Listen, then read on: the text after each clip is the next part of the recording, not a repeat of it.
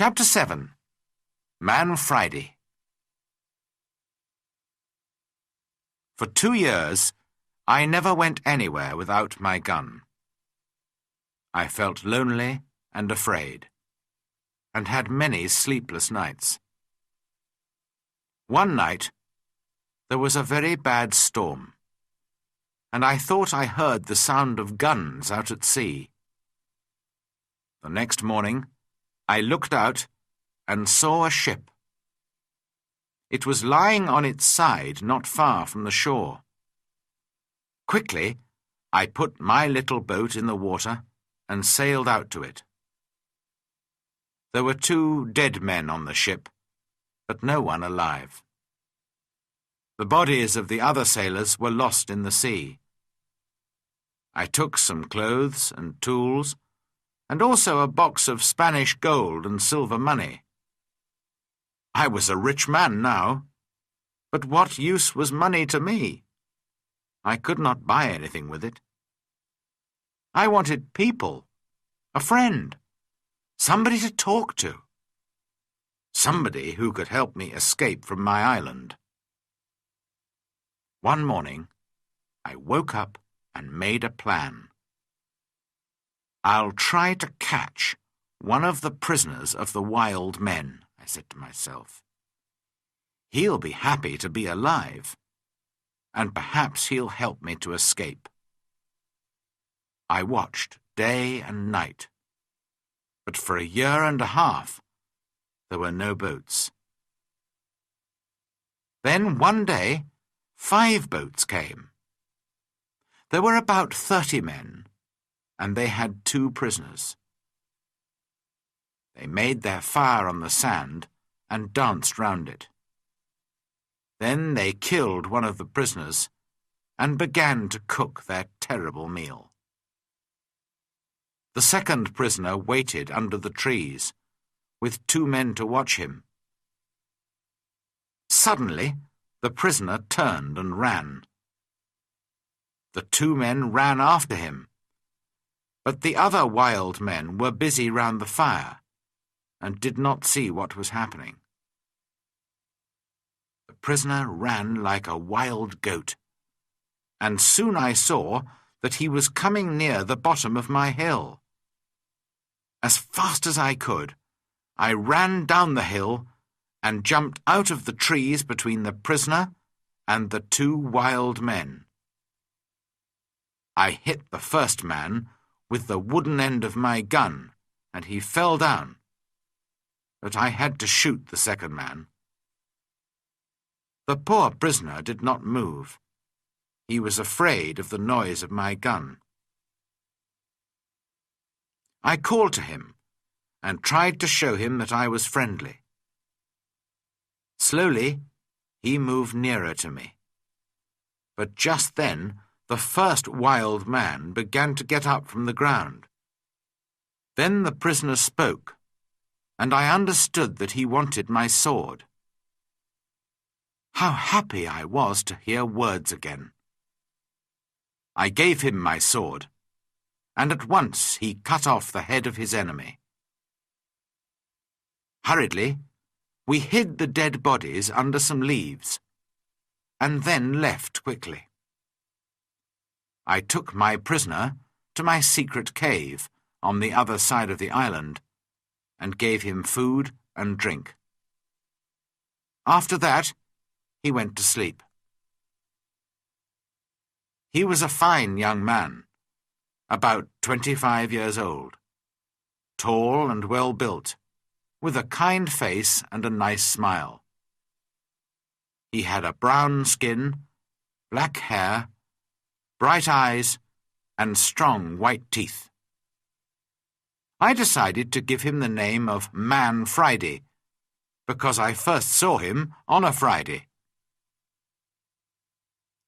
When he woke up in the morning, he ran out to me.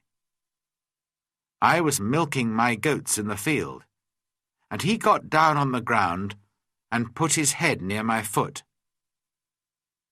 I understood that he was thanking me, and I tried to show him that I was his friend.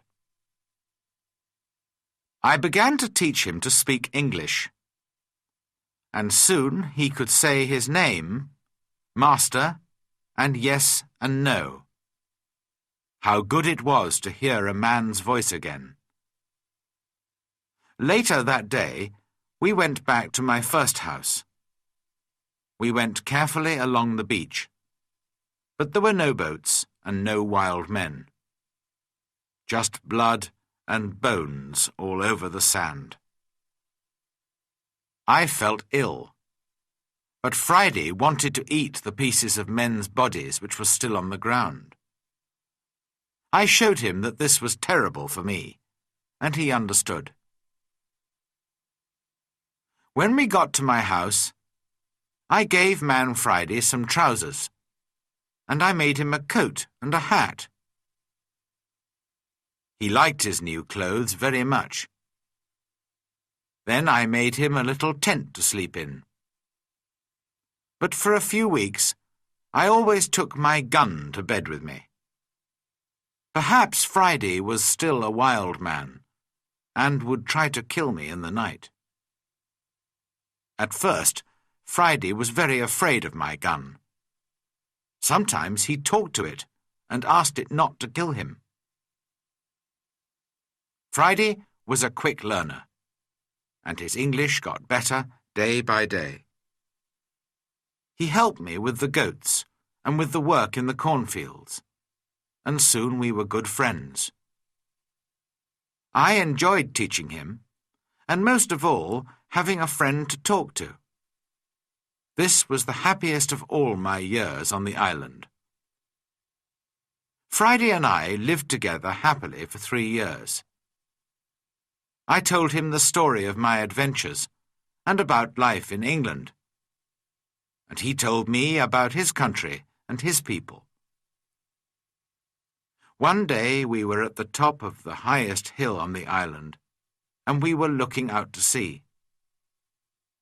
It was a very clear day, and we could see a long way.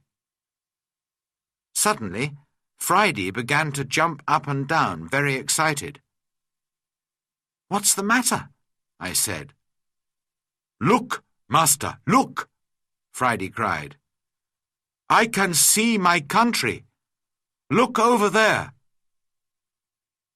I looked, and there to the northwest, between the sea and the sky, was a long, thin piece of land. I learnt later that it was the island of Trinidad, and that my island was in the mouth of the river Orinoco on the north coast of South America. I began to think again about escape. Perhaps Friday wanted to go home too. Perhaps together we could get to his country. But what then? Would Friday still be my friend? Or would his people kill me and eat me? I took Friday to the other side of the island and showed him my big canoe. It still lay under the trees. It was very old now, and there were holes in the wood. "Could a boat like this sail to your country, Friday?" I asked him. "Oh, yes," he answered. "A boat like this can carry a lot of food and drink." "Then we'll make another canoe like it, and you can go home in it," I said. But Friday looked very unhappy. "Why are you angry with me?" he asked. "What have I done? Why do you want to send me home?" "But I thought you wanted to go home," I said. "Yes, but you must come with me. Kill me if you want, but don't send me away from you." Then I saw that Friday was a true friend, and so I agreed to go with him. We began work on the canoe at once. Friday chose the tree himself. He understood wood better than I did, and we cut it down. We worked hard, and in a month the boat was finished. 2 weeks later, it was in the sea, and we began to get ready for our long journey.